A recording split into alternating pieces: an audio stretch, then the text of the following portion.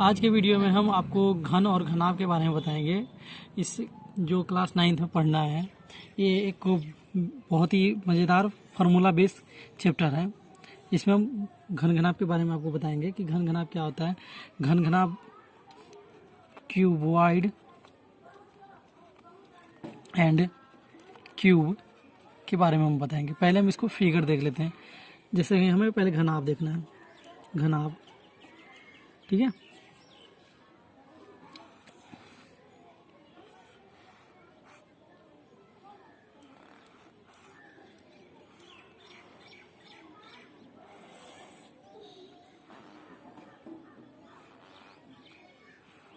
ये जो मेरा है घनाभ है, ठीक है, घनाभ है।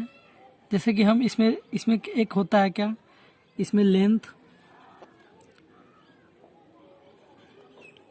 होता है जिसको हम लंबाई कहते हैं।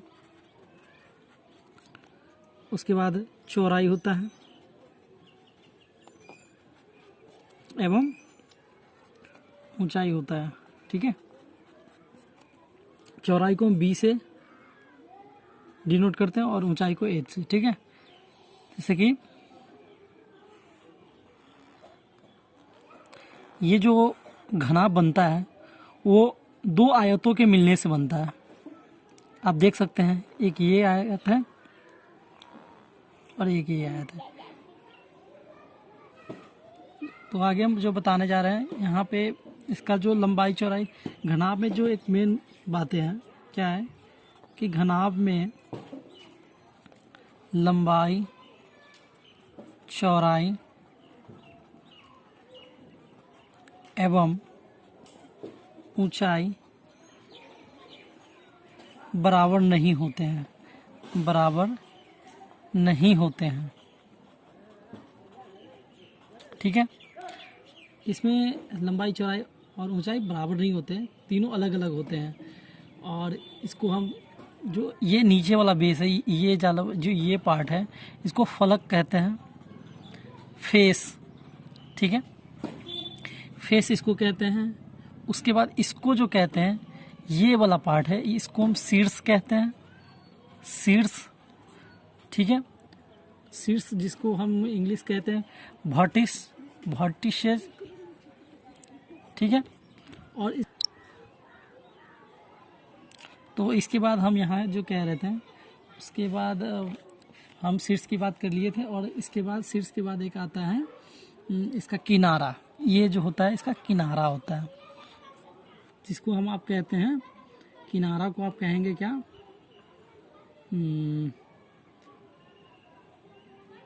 किनारा को आप कोण कहते हैं, कोण, ठीक है।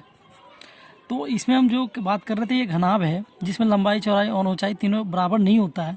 इसका डायरेक्ट जो उल्टा की बात कर ले, ये लंबाई चौड़ाई ऊंचाई जो बराबर होता है वो घन में होता है। घन भी एक घनाभ का ही पार्ट है, बट उसमें जो है लंबाई चौड़ाई ऊंचाई बराबर होता है, बट इसमें बराबर नहीं होता है। अब इसमें मेन जो बातें हैं, घनाभ में कुल किनारा कितना होता है, कुल किनारों। उसके बाद दूसरे में किनारे की बात कर ले, जिसको हम कोर कहते हैं, किनारा कोर सेम बात है। उसके बाद घनाभ में शीर्ष कितने होते हैं, घनाभ में कुल शीर्ष की बात कर ले, शीर्ष कितने होते हैं जो। और उसके बाद एक तीसरा बात ये है, फर्स्ट सेकेंड और थर्ड जो बातें हैं, घनाभ में कुल फलक कितने होते हैं, फलक, फेस कितने होते हैं। अब जो बात फेस की कर ले हम, फेस जो है इसमें पहले हम बात कर लेते हैं किनारों की। किनारा कितने होते हैं, 1 2,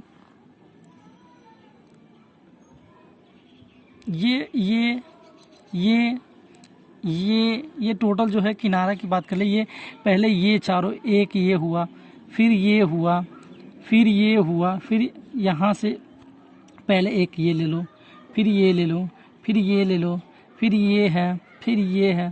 तो टोटल जो किनारों की संख्या आप काउंट करके बता देता हूँ, ये जो होता है वो 12 होता है किनारों की संख्या। और जो फेस होते हैं घनाभ में, जो कोर होते हैं, किनारा,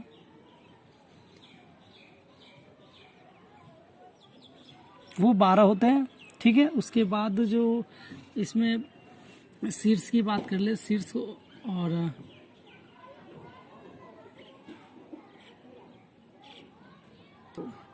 तो इसमें जो शीर्ष की बात कर लेते हैं वो 8 शीर्ष होते हैं, 8 जो है उसका शीर्ष होते हैं, ठीक है।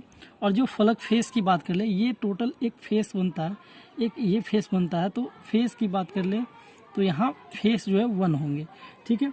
उसके बाद जो इसमें 4 विकर्ण होते हैं, जैसे कि 2 आयत बन रहे थे, ये एक विकर्ण हुआ और ये एक विकर्ण हुआ, फिर इसमें भी दो आयत है। जब आयत आप बनाएंगे इस तरीक़ा से आयत बनाएंगे तो एक ये विकर्ण हुआ और ये एक विकर्ण हुआ। इस तरीक़ा से इसमें कितने आयत है? 2 आयत है। तो इस तरीक़ा से इसमें 4 जो विकर्ण बन रहे हैं। घनाभ में कुल कितने विकर्ण बनते हैं? तीसरा जो बात कर ले, घनाभ में कुल विकर्ण 4 बनते हैं, 4 विकर्ण बनते हैं, ठीक है, जिनकी लंबाइयाँ सेम होती है, जिनकी लंबाई बराबर होती है, ठीक है। और ये जब लंबाई चौड़ाई, जो इसकी लंबाई एक विकर्ण की, वो चारों विकर्ण की लंबाइयाँ बराबर होती है, ठीक है। अब हम इसके कुछ बेसिक फार्मूले पे जाएंगे, जो कि बहुत ही ज़रूरी फार्मूला होते हैं, जिसमें हम आपको घनाभ की बात कर रहे थे। हम घनाभ की फार्मूला जो हम बातें कर रहे थे अभी, फार्मूला बेसिक फार्मूला की बात करेंगे। इसमें लंबाई, चौड़ाई और ऊंचाई को हम डिनोट करके बता चुके हैं आपको कि जो लंबाई होती है उसको हम एल से डिनोट करते हैं, चौड़ाई को बी से और ऊंचाई को एच से। तो वो इसमें जो मेन फार्मूला होता है क्या होता है, आपको पूछ दिया जाएगा घनाभ का आयतन क्या होता है। आयतन आपसे पूछ दिया जाए तो क्या होता है, तो आप इसको सीधी सी बात है, जब घनाभ का आयतन जो होता है वो लंबाई गुने चौड़ाई गुना ऊंचाई, ठीक है, ये इसका होता है, ठीक है। लंबाई गुना चौड़ाई गुना ऊंचाई, ठीक है। उसके बाद इसका जो मेन एक ये फॉर्मूला होता है, एक ये फॉर्मूला होता है घनाभ का कुल पृष्ठ का क्षेत्रफल, कुल कह लीजिए या संपूर्ण कह लीजिए, संपूर्ण पृष्ठ का क्षेत्रफल। तो इसका क्या होता है, इसको देख लीजिए, 2 इंटू लंबाई, इसमें कन्फ्यूजन होता है, देख लो एक बार, 2 इंटू लंबाई गुने चौड़ाई। पहले हमने क्या कर दिया, लंबाई गुने चौड़ाई, जो एक आयत का क्षेत्रफल होता है, ठीक है, ये पहले कर दिया। उसके बाद फिर प्लस चौड़ाई गुना ऊंचाई प्लस लंबाई गुना ऊंचाई, ये जो होता है वो क्या होता है, आप देख लो, एक आयत का क्षेत्रफल ये है, फिर मतलब कि 3 गो इसमें ऐड कर रहा है, लंबाई गुना चौड़ाई, जो चौड़ाई गुना ऊंचाई, जो लंबाई गुना ऊंचाई, ठीक है। ये जो होता है इसका संपूर्ण पृष्ठ का क्षेत्रफल होता है, ठीक है। और तीसरा जो होता है, आपको तीसरा फार्मूला आपको बता दूं मैं, तीसरा जो इसका फार्मूला होता है घनाभ का जो पार्श्विक जिसको कहते हैं, वो पार्श्विक अभी नहीं, उसके बारे में बाद में बात करेंगे हम। अभी जो घनाभ का विकर्ण की बात कर लेते हैं, चाहे उसके कुल पृष्ठ जो, या कुल पृष्ठ या संपूर्ण पृष्ठ का। तो जब हम घनाभ की बात करते हैं, तो घनाभ का एक और मेन जो फॉर्मूला है, घनाभ का विकर्ण क्या होता है, तो इसको आप ये लिख सकते हो, रूट अंडर एल स्क्वायर जोड़ बी स्क्वायर जोड़ एच स्क्वायर। आप इसको ये कह सकते हो, लंबाई का स्क्वायर जो चौड़ाई का स्क्वायर जो ऊंचाई का स्क्वायर, ठीक है। और घनाभ में एक और बातें जो है, तो इसमें हम जो अब एक क्वेश्चन, इसमें जो क्वेश्चन हम अभी करने वाले हैं, बट अब हम क्वेश्चन से पहले इसके फार्मूला के बारे में आपको बता दें। और इसमें जो फार्मूला आयतन नंबर बता दिया, ठीक है। उसके बाद आयतन जो इसका क्या होता है, हम एक बार फिर से आपको रिपीट कर दें, लंबाई गुने चौड़ाई गुने ऊंचाई जो इसका आयतन होता है। और जो संपूर्ण पृष्ठ का क्षेत्रफल जो कहते हैं वो 2 इंटू लंबाई गुने चौड़ाई जो चौड़ाई गुने ऊंचाई जो लंबाई गुने ऊंचाई। फिर घनाभ का जो विकर्ण होता है वो लंबाई स्क्वायर जो चौड़ाई स्क्वायर प्लस ऊंचाई स्क्वायर रूट में, ठीक है। और उसके बाद जो बात करते हैं हम एक और जो है फार्मूला और लंबाई आयतन से रिलेटेड घनाभ के बारे में। घनाभ में क्या होता है, आयतन हम आपको बताए थे, ठीक है। तो आपके पास एक क्वेश्चन आ जाएगा कि घनाभ का लंबाई निकालें। घनाभ का लंबाई क्या होगा? तो जबकि आपको आयतन दे रखा होगा, आयतन आपके पास पता होगा, या तो आयतन आपको दे रखा होगा या तो आपको लंबाई दे रखा होगा, तो आयतन तो आप निकाल सकते हैं। या चौड़ाई के लिए भी इस तरीक़ा से, जैसे कि चौड़ाई लंबाई तीनों आपको, चौड़ाई और ऊंचाई, ठीक है, इस तीनों में आपको संबंध के बारे में बता रहा हूँ। जैसे कि आपको हम एक फार्मूला दे रहे हैं, घनाभ का जो लंबाई होता है वो आयतन, ठीक है, ये आयतन तो होता है ये फिक्स, ठीक है, आयतन जो कि आपको ये आयतन है। उसके बाद आपको जो कह ले ये लंबाई पूछ रहा है आपसे, क्या पूछ रहा है? लंबाई, लंबाई पूछ रहा है। तो आप लंबाई को छोड़ करके चौड़ाई बचता है और गुना ऊंचाई बचता है, ठीक है, यही बचता है ना। तो आपके पास ये क्या हो जाएगा? लंबाई इक्वल्स टू आयतन बट्टा चौड़ाई गुना ऊंचाई। मान लीजिए आपके पास लंबाई नहीं दिया हो, आयतन दिया हो, चौड़ाई दिया हो, ऊंचाई दिया हो, तो आप इसके थ्रू लंबाई निकाल सकते हो। और अगर आपके पास लंबाई निकालने का एक ये भी तरीका है, ठीक है। उसके बाद आप चौड़ाई की बात कर ले, चौड़ाई भी बहुत सिंपल है। चौड़ाई की बात कर ले तो आयतन आपका वही होगा, आयतन तो आपको देना, आपको आयतन क्वेश्चन में देगा ही। उसके बाद जब हम लंबाई, यहाँ जो चौड़ाई था तो हमने ये लंबाई यहाँ था तो हमें लंबाई यहाँ निकालने थे, चौड़ाई हमें दिया था, ऊंचाई दिया था। इसमें हमें कह रहा है चौड़ाई निकालना है तो हमें लंबाई और ऊंचाई ऑफकोर्स दिया होगा, ठीक है। उसके बाद एक ऊंचाई की फॉर्मूला है, आपको बता दूं, आयतन बट्टा क्या हो जाएंगे? लंबाई गुना चौड़ाई, ठीक है। उसके बाद हम ये फॉर्मूला जो है, ये फॉर्मूला आपको क्वेश्चन में आने वाले हैं, इस फॉर्मूला पे भी फोकस कीजिएगा। उसके बाद हम आप घन की बात करेंगे भी। इस जो हम घन की बात कर रहे थे, ये घन है। ये घन में क्या होता है, हम जो इससे पहले हम घनाभ बता रहे थे आपको, तो घनाभ में क्या होता है, उसमें जो वो घनाभ बनता क्या चीज़ से है, वो दो आयतों के मैचिंग से जो दो आयत जो बन रहे थे, उसमें चार विकर्ण भी बन रहे थे, तो उसमें आयत के हेल्प से बनते हैं फिगर, ठीक है। उसमें आयत में भी लंबाई चौड़ाई सेम नहीं होता है, तो इसके थ्रू उसमें भी लंबाई चौड़ाई ऊंचाई देख रहे थे आप, सेम नहीं था। बट ये जो घन बनते हैं वो सेम घनाभ की तरह ही होते हैं, बट इसमें क्या होता है, लंबाई चौड़ाई और ऊंचाई सेम होते हैं। हम उसमें इससे पहले बारे में हम बता चुके हैं आपको, और इसमें अभी बताए हैं कि जो लंबाई चौड़ाई और ऊंचाई होता है इसमें सेम होता है, बट घनाभ में सेम नहीं होता है, ठीक है। इसमें मान लो ये ए है, ये ए है, ये ए है, तो ये तीनों लंबाई चौड़ाई आप मान लो उस इससे पहले समय आप जो घनाभ में ले रहे थे उसमें क्या ले रहे थे आप, एल बी एच ले रहे थे, ठीक है, लंबाई चौड़ाई ऊंचाई। तो बात वही है, लंबाई चौड़ाई ऊंचाई, बट इसमें जो L equal to B equal to H, ये तीनों सेम है। इसी को हम घन कहते हैं, घन को हम इसी को कहते हैं। बस वही चीज़ है, घना भी है, बट इसमें उसमें लंबाई चौड़ाई सेम ऊंचाई सेम नहीं हो रहा था, बट इसमें लंबाई चौड़ाई ऊंचाई सेम है। फर्क यही है, घन और घनाभ में जो डिफरेंस कह दिया जाए तो यही चेंजेज है कि उसमें लंबाई चौड़ाई ऊंचाई सेम नहीं होते हैं, बट घन में लंबाई चौड़ाई ऊंचाई सेम होते हैं, ठीक है। तो अब इसमें हम फॉर्मूला की बात कर लेते हैं। इसमें फॉर्मूला जो होता है घन का कुल पृष्ठ का क्षेत्रफल क्या होता है, कुल कह लो या संपूर्ण कह लो, पृष्ठ का क्षेत्रफल जो होता है वो 6 गुने एल स्क्वायर। एल जो हमारे पास, ये मान लो ये एल लिया होगा तो हम ये यहाँ क्या कर लेंगे, ए 6a स्क्वायर कह लो या तो आप एल स्क्वायर कह लो, बात सेम ही है, क्योंकि यहाँ ये ए हमने ए लिया है, ये एल ले रखा होगा, एल एल एल, ठीक है, 6a स्क्वायर, ठीक है।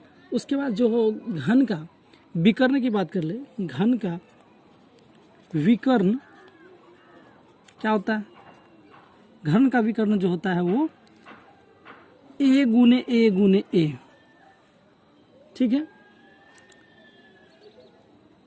सॉरी ये नहीं होता है। घन का जो विकर्ण होता है वो √3, और यहाँ जो ये लेंथ ले रहा है तो ये एल वो हम 3a कह लेते हैं, ठीक है, ये इसका विकर्ण होता है, ठीक है।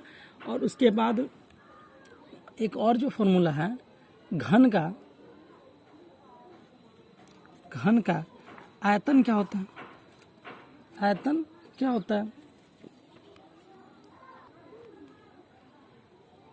तो हम जो घन की बात कर ले, घन का आयतन जो होता है AQ होता है। अब ये AQ क्यों होता है? अब जानते हो कि जो घन जो वर्ग होता है, वर्ग का लंबाई चौड़ाई बराबर होता है, तो उसका जो कह लेते हैं भुजा गुने भुजा, तो इसमें तीनों भुजा होता है, उसमें 2 ही भुजा होता है, इसमें तीनों भुजा होता है। जो लंबाई चौड़ाई ऊंचाई जो हम भुजा ले रहे हैं ए, ये तीनों भुजा होता है, वो इसका आयतन हो जाता है। ठीक है, और घन में ये तीनों जो फार्मूले हैं, ये फार्मूले और ये फार्मूले तीनों इम्पोर्टेंट फार्मूले हैं, और इसमें हम क्वेश्चन भी करने वाले हैं इस वीडियो में भी, और इससे आगे आने वाले वीडियो में भी फार्मूले हम क्वेश्चन और देंगे, बट इसमें जो और सारे बताएंगे तो कौन। ठीक है, तो हम आगे जो कह रहे थे आपको, अब जो हमने घन घनाभ के बारे में बताया, और इस पर ऑब्जेक्टिव क्वेश्चन हैं, सब्जेक्टिव क्वेश्चन हम करने वाले हैं। इससे पहले एक इम्पॉर्टेंट फार्मूला है जो कि आपको यूज में आ जाएंगे। तो ये कह रहा है कि कमरे के चारों दीवार का क्षेत्रफल क्या होता है। दीवार का क्षेत्रफल क्या होता है, 2 इंटू लंबाई प्लस चौड़ाई गुना ऊंचाई। ठीक है, जैसे 2 into L plus B into H, ये भी एक फार्मूला जो इम्पोर्टेंट फार्मूला है। और इसके साथ ही हम आपको जो क्वेश्चन है, हमने इसमें क्वेश्चन भी कराने वाले हैं। जैसे कि आप एक बात समझ लो, ये घन और घनाभ 2 है। तो जब हम जानते हैं, इससे पहले मैं आपको बता दूं, आप पहले आयत का भी यूज किए होंगे 8वीं, इससे पहले आप जो पढ़ रहे थे, वो आयत का जो क्षेत्रफल निकलता है, किसी भी चीज़ का जो एरिया निकलता है ना, एरिया, तो वो स्क्वायर में होता है। और आयतन की बात कर लेते हैं, जब जैसे कि हमने आपको स्क्वायर, और जैसे कि हम आयत ले लेते हैं या वर्ग ले लेते हैं, तो इसका जो क्षेत्रफल स्क्वायर निकालते हैं, एरिया, वो वर्ग सेंटीमीटर या तो वर्ग मीटर या डेसीमीटर, या कुछ भी जो स्क्वायर में होता है, स्क्वायर में। ठीक है, और जब भी आप घन या तो घनाभ, इसका आयतन जब निकालोगे, आयतन, तो ये जो आता है वो घन मीटर में आता है। घन मीटर या घन सेंटीमीटर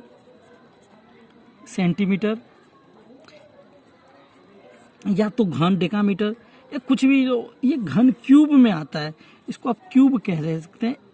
ठीक है, ये क्यूब में आता है, ये स्क्वायर में आता है। ठीक है, इस दोनों बातों पे आप ध्यान रखेंगे, क्योंकि आपको जब क्वेश्चन निकलने के बाद जो आंसर लिखने के क्रम में लड़के सीधे आंसर लिख कर दे देते हैं, उसको घन सेंटीमीटर ये सब लिखना भी ज़रूरी होता है, इसलिए हम आपको बता दिए हैं। और आगे जो भी बातें आएंगे वो हम बताते चलेंगे। इस चैप्टर में बहुत मज़ेदार चैप्टर है घन घनाभ, और मैं इसमें जहाँ तक जो फार्मूला यूज होने वाले थे, हमने इस फार्मूले को बनाया, और इसमें क्वेश्चन हम करेंगे अगले वीडियो में, ताकि आप इस वीडियो को देखें ध्यान से, और जहाँ पे भी आपको दिक्कत हो तो आप कमेंट करके हमसे शेयर कर सकते हैं।